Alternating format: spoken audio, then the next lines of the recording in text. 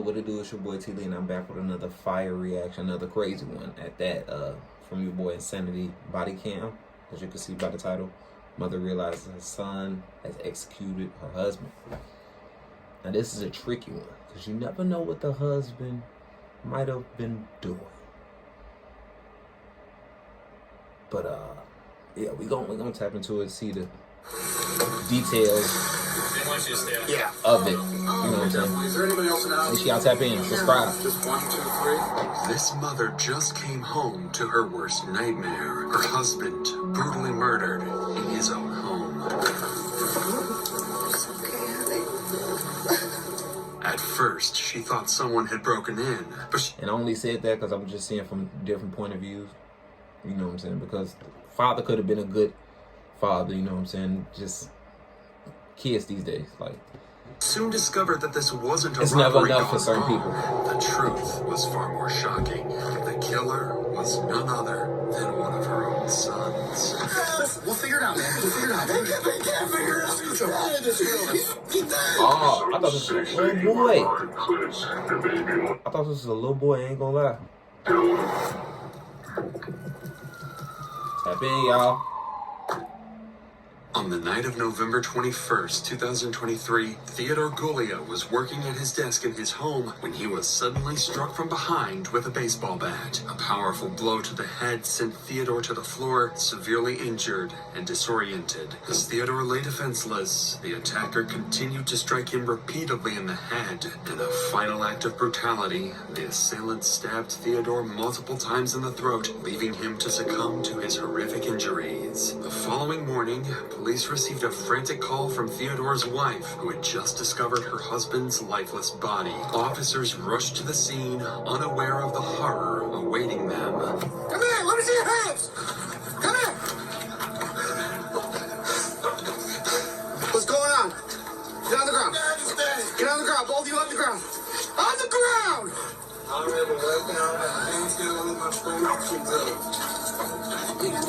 Hands behind your back. Keep them there. Don't move them. Hands behind both of you. Hands behind your back. You got him? I got him. Keep your hands right there. Don't move them. You got him? Yeah. And it's crazy, the dogs don't even know what's going on.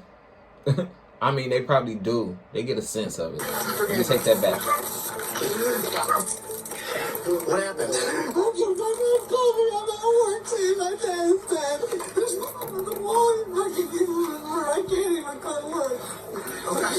I got him secured over here. Crazy.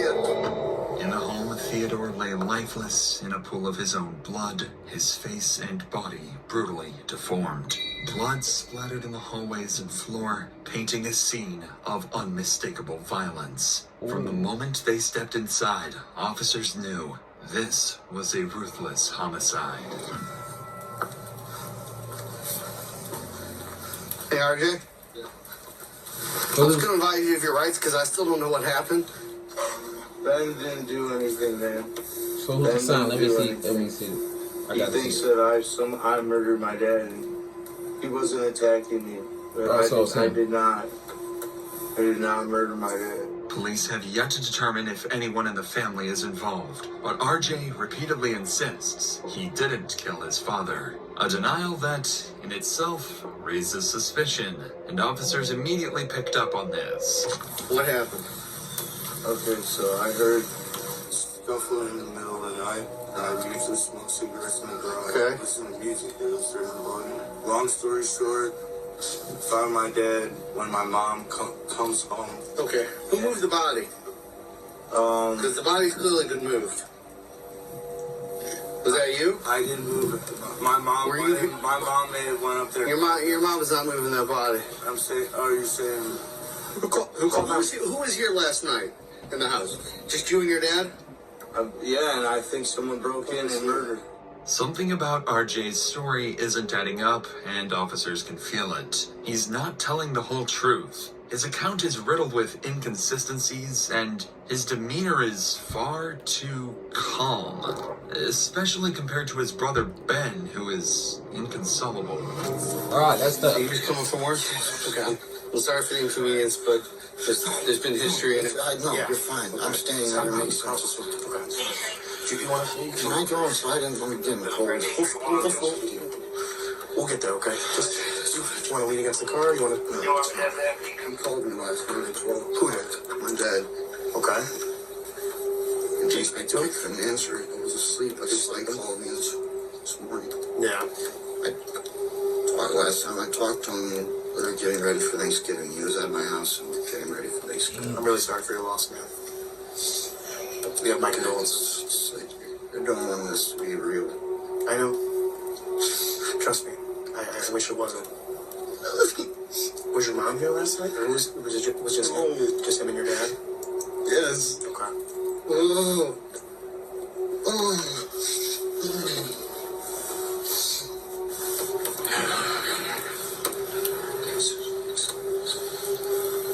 Ben seems to be in shock, yet one thing is very clear. Ben suspects that his own brother is responsible for the cold-blooded murder of their father.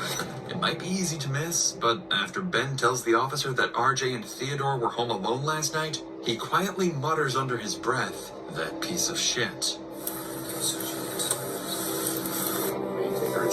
Yeah, 100%.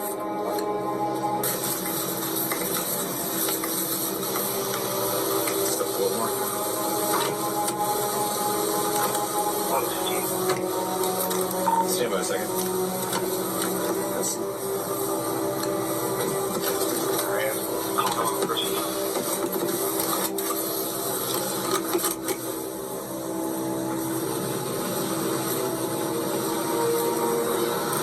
Here's what we got. He's dead. There's going to be no.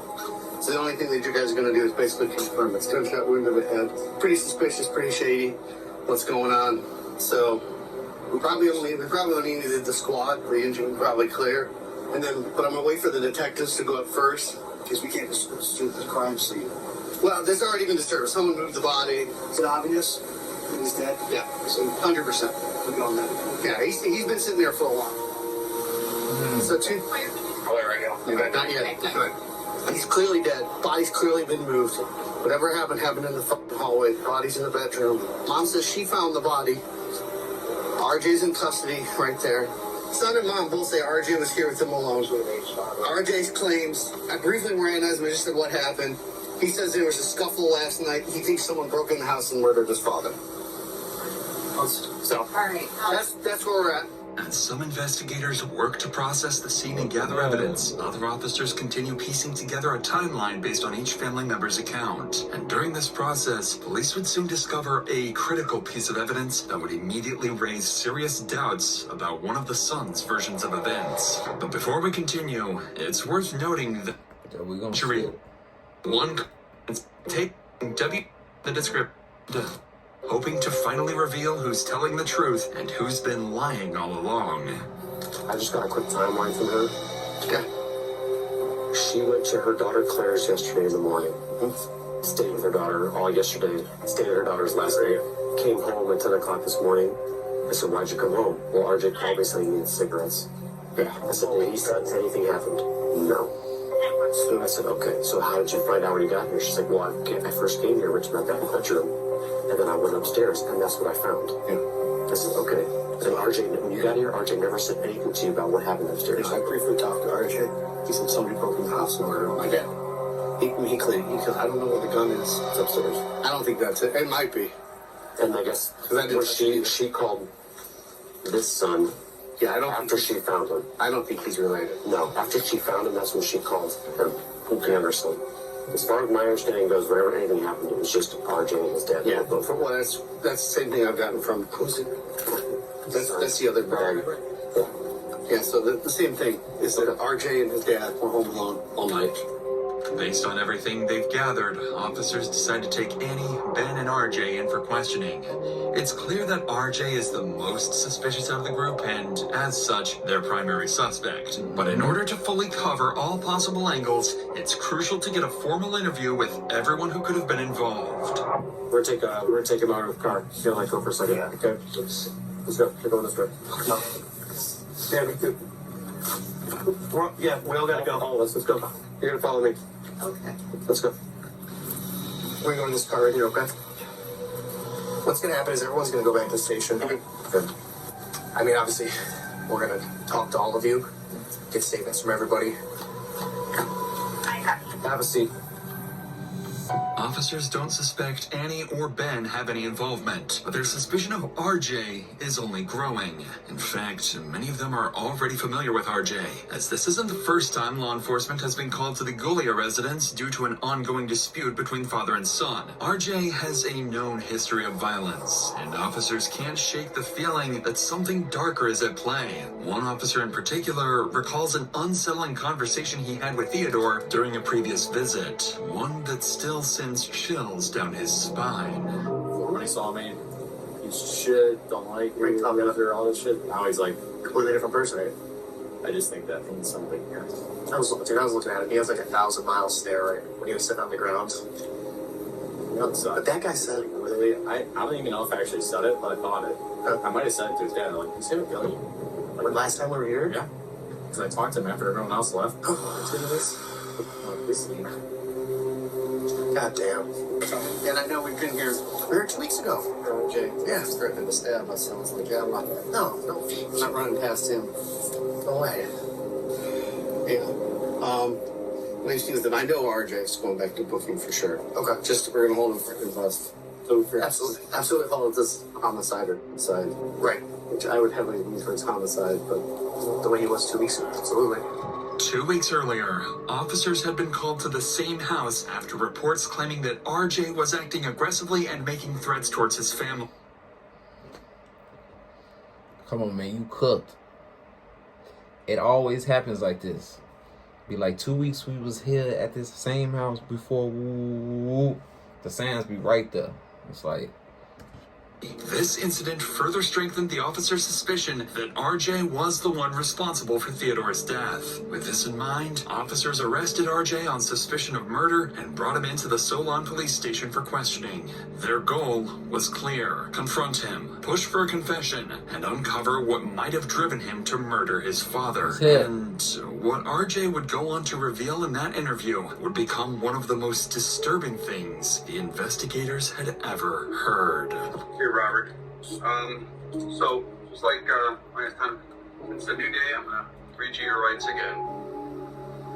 Just need to check the signature there. Don't claim, man. Alright, well done for saying don't claim, but in the man, yeah, I'm not gonna look for any kind of excuse or blame game to put on my dad. This is bad enough. I get it. I get it in disgrace him instead. Not gonna put him down any more than that. Okay. First of all, what I did makes me sick inside. I'll never forget. I don't know why. I don't know how. There wasn't much motive other than just being angry. I was going. He was sitting down, and I was gonna hit him from behind because I didn't want to go too far. I just wanted to end fast. And I decided in my mind I was going to do it. I hit him a couple times in the arm and I broke his arm, hurt his arm. I didn't want him to just stagger off and call the police, and it was more of the same. I said, you know what, I'm just going to do this. And I started swinging the bat. I knocked him to the ground. And right there where all the blood was, I hit him and knocked him cold. And I just tried to kill him. From that point, he was struggling. I took a knife and just tried to destroy because I didn't want him to feel any more pain. And I had gone too far. And I don't know how I didn't take my life, seeing my dad like that, for no freaking reason, man. I didn't have much motive or plan, and I wasn't even that angry. It's just, I don't know, like I was. So you just did it just to do it.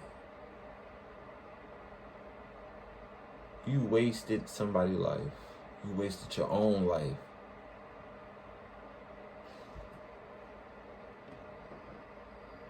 Possessed. He was literally sitting down and I started striking. Sitting down where though? At his desk. He sat there a lot of the time. And I stay on drugs, kids. And I started hitting him. Stay on drugs. He said, I love you, man. And it was his arm was all smashed up. It was too much. So I said, you know what, just finish it, get it over with. I'm not gonna let him suffer like that and get called, call the police. And Strikes continue that it ends here. Is that correct? I knock him out cold, Right. and I never killed anybody in my life.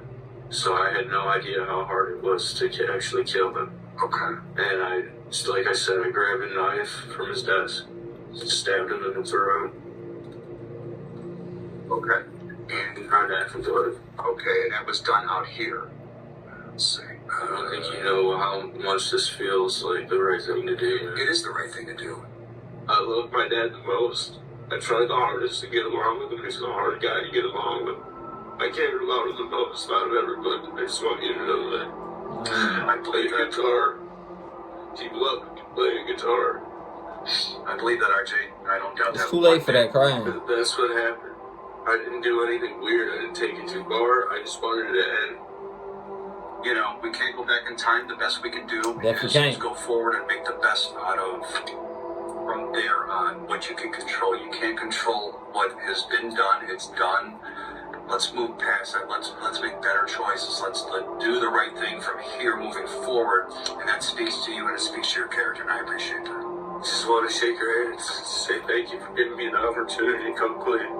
I know it's a Thanksgiving and everything, and this means a lot to me that you did that. Because what you said is 100% true. That there's no asking. So the truth comes out. Thank you.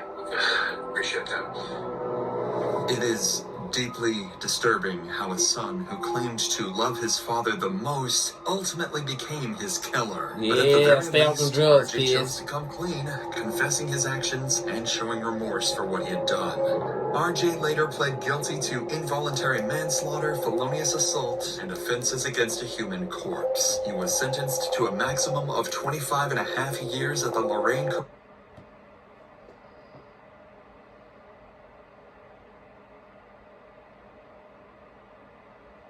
That's crazy. I believe he deserved a life. Let me know in the comments how y'all think. This is crazy, but y'all know how the system is. I appreciate y'all for watching. Let me know in the comments how y'all feel about this one, man. Y'all make sure y'all subscribe. You know what I'm saying? Tap in, turn on that post notification bell.